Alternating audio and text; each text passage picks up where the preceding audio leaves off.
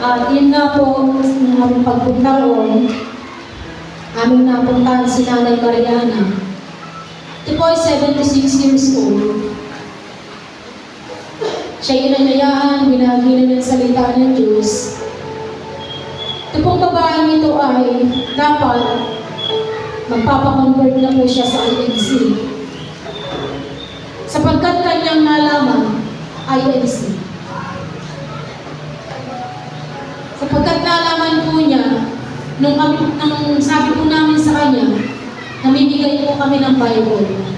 At doon po ang handang ito ay manghang-mangha. Sapagkat yung nga po, magpapakonvert na po siya sa INC, subalit nang malaman niya na naghahawak lang po ng Bible ay ang ministro, hindi niya siya nagtuloy. At doon talagang tuwang-tuwa siya nang siya binahagi na ng salita ng Diyos at nang tumanggap siya ng Bible. At doon po, ito pong babaeng ito na si Nanay Mariana, meron po pala siyang pangangailangan at pakikipagbaka sa kanyang pangangatawan. 15 years ago po, siya ay na-aksidente, yung kanilang sinasakyan tricycle, at yung kanyang balikat ay na-dislocate. At ito pong matandang ito, nandoon, bagaman na ipa-check up na binigyan siya ng gamot, subalit nandoon pa rin yung kirot hanggang ngayon na kanyang nararanasan. At siya, nang matapos po siyang idalangin, tunay na siya'y galak na galak, at doon pa lang nawala ang pagkirot ng kanyang balikat. Purihin natin ang Panginoon. Oh, hallelujah! At halos po talaga namin napuntahan doon ay karamihan po ay matatanda. At dahil na po yung grupo ay talagang madaming grupo, halos napunta na po lahat doon sa isang compound. At doon po ang grupo namin ay nagpasya na bumalik. At doon sa isang kanto, doon po kami tumigil. At halos lahat po na nagdadaanan, edad 71 years old, 76, sila pong lahat ay binibigyan ng flyers, binabahagi na ng salita ng Diyos. At isa't isa po sila ay tinatanong kung anong pangangailangan sa Panginoon. At isang matanda po na 72 years old, nang siya'y lumapit, ang sabi niya, may pangangailangan siya sa Panginoon, malabo yung kanyang mata, at o-operahan po daw siya nitong month na ito ng December. At doon po talagang sakto po ang Panginoon sapagkat nauna na po siya. Doon siya'y dalangin sa kanyang pagpunta sa hospital, nandoon ang pangunguna ng Panginoon Jesus. At dinalangin yung kanyang mata na malabo. At doon po siya'y galak na galak, nakaranas po siya. At pinabasa po sa kanya ang Biblia. At talagang ang Biblia, ang Psalm 91 po, ay kanyang nabasa sa pangalan ng Panginoon. Oh, hallelujah! Purihin natin ang Panginoon. At mayroon pong isang matanda na kami napuntahan, magtatapo ito. Noong una po, sabi niya, ano yan? Nag-aanyaya po kami para sa gawain ng Panginoon sa December 21. At yun po, binagiran siya ng salita ng Diyos. Eto nga, sabi nga po niya, may nararanasan daw siya sa kanyang katawan. Inuupo, sinisipon, at yung katawan niya ay may edad na rin po ito at magtata. At nung po siya ay, ang sabi niya, may pangangailangan ako sa Panginoon. At yun nga po, sakto ang Diyos. At siya'y binahagi na ng salita ng Diyos, siya'y dinalangin. At nang matapos po nilang tanggapin ng Panginoon Jesus, galak na galak po sila nang makita nilang Biblia.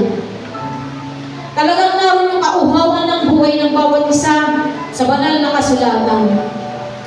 At matapos po yun, yung kalapit bahay po na isang babae na na-stroke. Ito po ay binahagi na ng salita ng Diyos. At doon, ipinatotoo sa kanya yung mga kamanghamangang gawa ng Diyos sa lugar ng AFP, PNP. At doon naman ang babae ito. At naroon, nagkaroon siya ng pag-asa sa kanyang buhay dahil po siya ay bunda na, balo na at nag-iisa sa tahanan, nandun siya.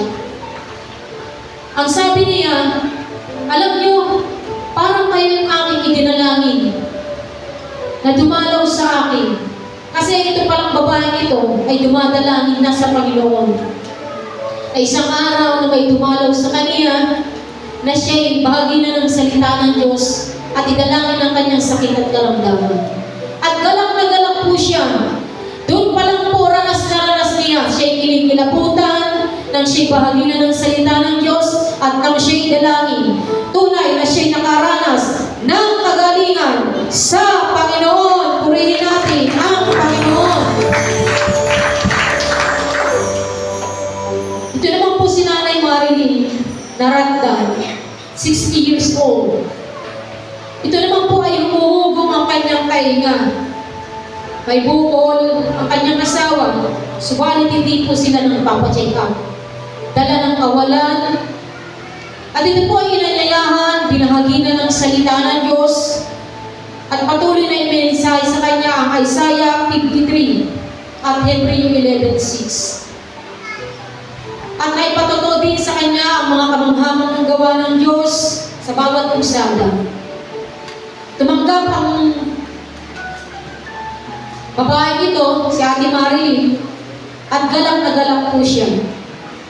Sapagkat nang matapos po silang idalangin, sila'y lumuluha at nagpapasalamat sa Panginoon. Purihin natin ang Panginoon.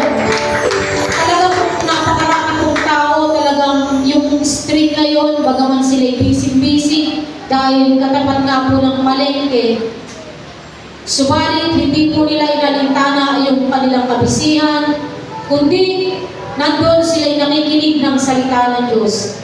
At sabi nga nila sa darating na December 21, sila'y pupunta roon at kanilang makikita ang kamanghamangang gawa na gagawin ng Diyos sa buhay ng bawat isa sa kanila. Purihin natin ang Panginoon.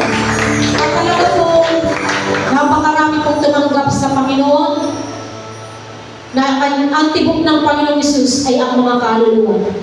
At tunay nga po, the greatest miracle na kanilang tinanggap sa buhay ng bawat sa kanila ay walang iba kundi ang kaligtasan ng kanilang mga kaluluwa. Purihin natin ang Panginoon.